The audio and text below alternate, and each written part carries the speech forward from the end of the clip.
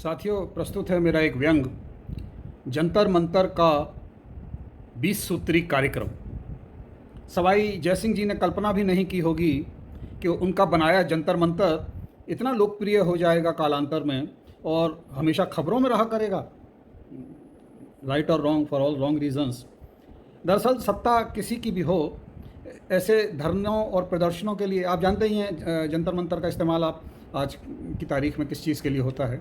सत्ता इससे पहले बोट क्लब का होता था, किसी ज़माने में रामलीला मैदान का होता था। पहले मुझे याद है, उससे पहले तो संसद भवन के सामने ही लोग प्रदर्शन किया करते थे।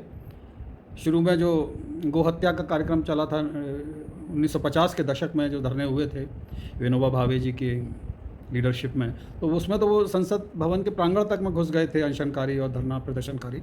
उसके बाद वो बाहर करने लगे संसद के, फिर बोट क्लब बोट, और अब आज की तारीख में जंतर मंतर लगभग उन्हीं के नाम एक तरह से आरक्षित हो गया है।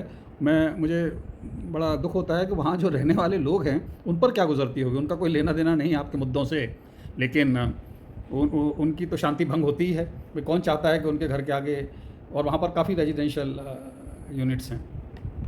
तो मैं वही कह रहा था कि सवाई जयसिंह जी ने कभी कल्पना भी नहीं की होगी कि उनका बनाया जंतर मंतर इतना लोकप्रिय हो जाएगा और धरनों प्रदर्शनों के लिए जाना जाएगा। और जैसा कि मैंने कहा कि सत्ता किसी की भी हो, वो हमेशा इन धरनों प्रदर्शनों को हतोत्साहित करने के लिए या उन्हें ब्रश असाइड करने के लिए एक टेम्पलेट बना के रखती है और उसी में से जौन सा माकूल लगा वो चेप देती है। सिर्फ उन्हें टिक भर करना होता है कि इसको कैसे वो करना है, ब्रश असाइड करना है या इसकी अनदेखी करनी है। जैसे पहला सूत्र इस 20 सूत्री कार्यक्रम में जो मैंने पाया वो है आपको कुछ नहीं कहना, सिर्फ एक वाक्य बोलना है, ये सब पॉलिटिक्स है। अब इसका जो भी अर्थ हो। दूसरा आप ये कह सकते हैं, दूसरा सूत्र, ये विरोधियों की साजिश है। बस आगे अपने आप उसके वो अर्थ और अनर्थ निकाले जाते रहा करेंगे। तीसरा आप ये कह सकते हैं, तीसरा सूत्र, ये फलां को या ठिकाने को बदनाम करने की चाल है। तो ऐसा कह के आप जो है उससे बच सकते हैं। चौथा सूत्र है, जितना हम ख्याल रखते हैं ना उतना तो पिछले 100 बरस में किसी सरकार ने नहीं रखा। आप इतिहास उठाकर देख लीजिए, और इसी बीच आप चाहें तो संबंधित चैप्टर को इतिहास के सिलेबस से, पाठ्यक्रम से हटा भी सकते हैं। आपकी सरकार है वो, तो आप जैसे चाहे उसका इतिहास को कर सकते हैं इंटरप्रेट और जैसे कहते हैं पुनर्लेखन। पांचवा सूत्र है, पिछली सरकार में कहीं ज़्यादा दिन तक शोषण किया जाता रहा है। हमने तो जैसे ही हमारे संज्ञान में ये बात आई, हम तुरंत एक्शन में आ गए। छठा सूत्र है, हम जानते हैं इन्हें सीमा पार से मदद मिल रही है। बस आपको इतना पर कहना है और आगे जैसा वो चाहें उसका वो इंटरप्रिटेशन किया जा सकता है। सातवां सूत्र है कि ये अर्बन नक्सल हैं। अगर शहरी हैं तो आप ये कह सकते हैं कि ये अर्बन नक्सल हैं, और अगर ये ग्रामीण पृष्ठभूमि से हैं तो आप ये कह सकते हैं कि ये नक्सली हैं। तो ये एक ऐसा जादुई टर्म है नक्सली कहना किसी को, या उसको नक्सली का लेबल लगाना, कि ग्रामीण पृष्ठभूमि में ये हमेशा जो है सटीक होता है। तो अर्बन अगर है तो अर्बन नक्सल, और अगर ग्रामीण पृष्ठभूमि का है या ग्रामीण पृष्ठभूमि का मुद्दा है तो सिंपल सीधा नक्सली। अब एक और लेटेस्ट चला है और ये होगा एक तरह से नवां सूत्र, और इसको कहते हैं ये टुकड़े गैंग है। अब गैंग कोई सी भी हो, कैसी भी हो, आप उसे टुकड़े गैंग करके उस पर ये लेबल जो है चस्पा कर सकते हैं। 10वां सूत्र है, ये पहले क्यों नहीं बोले, अब क्यों बोल रहे हैं। आप इस वाक्य का प्रयोग किसी भी स्टेज पर कर सकते हैं। ये पहले क्यों नहीं बोले, अब क्यों बोल रहे हैं, वो चाहे शुरू में हो, दरमियान में हो या अंत में हो, लेकिन ये वाक्य हमेशा कारगर रहता है। 11वां सूत्र है, हमें पता है इनकी फंडिंग कौन कर रहा है। अब इस बात का से कोई लेना देना है या नहीं, लेकिन आप तो अपना ये कह दीजिए कि भाई हमें पता है इनकी फंडिंग कौन कर रहा है। मतलब बेसिकली आपको कंट्रोवर्सी क्रिएट करनी है और उसको बैकग्राउंड में डालना है, जो भी आंदोलन चल रहा है, जो आंदोलन का असली मुद्दा है। एक आप ये कह सकते हैं कि भाई वहाँ तो धारा 144 लगी हुई है, वहाँ इनका तो अनशन या धरना ही गैरकानूनी है। तो धारा 144 आप कहीं भी कभी भी लगा सकते हैं, उसमें कोई दिक्कत ही नहीं है।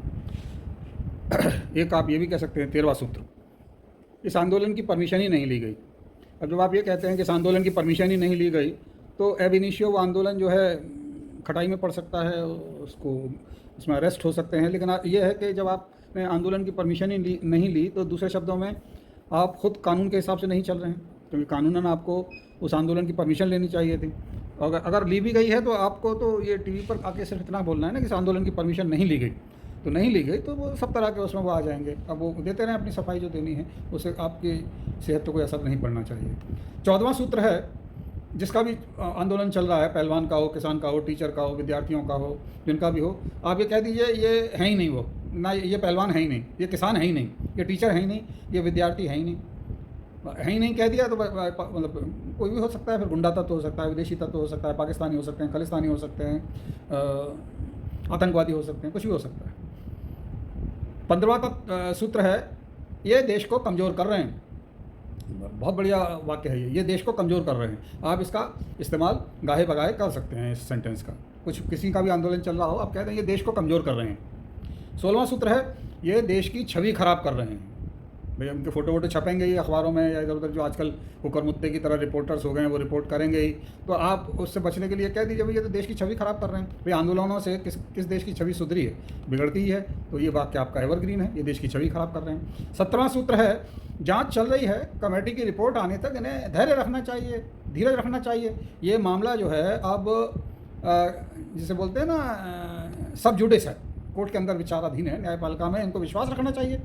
बस ऐसे कह के आप उसको ब्रश असाइड कर सकते हैं आंदोलन को, वो कितना ही आंदोलित हो रहे हों लोग, लेकिन आप ये कह के कि भाई प्रक्रिया से ही काम होगा। 18वां सूत्र है, मेरे बयानों को, मेरी झप्पियों पप्पियों को तोड़ मोड़ कर बताया गया है, आउट ऑफ कंटेक्स्ट क्या बोलते हैं उसे, कोट किया गया है, या उसको टुकड़े में बताया गया है, पूरा चीज़ नहीं दिखाई गई। तो ये भी हमेशा काम आता है, ये मेरे बयानों को, मेरी झप्पियों को, मेरी पप्पियों को तोड़ मोड़ कर बताया गया है। 19वां है, सीधा सीधा आप ये कह दीजिए ये तो देशद्रोही हैं जी, ये देशद्रोही हैं। आप करते रहिए आप फैसला, ये देशद्रोही हैं या नहीं है, लेकिन आप तो लेबल लगा दीजिए, आप तो जजमेंट पास कर दीजिए, ये देशद्रोही हैं। इनका कानून में विश्वास नहीं है, न्यायपालिका में विश्वास नहीं है, इनको धीरज नहीं है, गैरकानूनी धरना कर रहे हैं। तो आप ये कह दीजिए ये देशद्रोही हैं, और आप कह के अलग हो जाइए। बाकी उस पर जो हमारे डिबेट चलती है ना शाम को, उसमें लोग अपने आप उसको निपटाते रहेंगे फॉर और अगेंस्ट में। वहाँ किसका वर्चस्व है या किसकी वो है, उसके ऊपर निर्भर करेगा। जो भी सत्ता में होगा तो वो अपने हिसाब से उसको अपनी लॉजिक देगा। 20वां और अंतिम और फाइनल है कि अगर इन्हें इतनी तकलीफ है तो इन्हें देश छोड़ देना चाहिए। खत्म हो गई बात। भाई अगर आपको हमारी न्यायपालिका में, हमारी विधान पालिका में, हमारी कार्यपालिका में विश्वास नहीं है, आप कुछ आप गैरकानूनी काम करते हैं और हम मना कर रहे हैं, हम समझा रहे हैं और आप मान नहीं रहे हैं, तो अब आप ये देश छोड़ दीजिए। ये वाक्य जो है हमेशा बड़े काम का है। तो साथियों, ये हैं कुछ जिसे बोलते हैं जंतर मंतर के 20 सूत्री कार्यक्रम। आंदोलन किसी का भी हो, धरना किसी का भी हो, जो भी सत्ता में रहे उसके लिए ये बड़े उपयोगी 20 सूत्री हैं, 20 सूत्री एजेंडा या कार्यक्रम है। ये था मेरा व्यंग। आपको कैसा लगा बताइएगा। Thank you very much.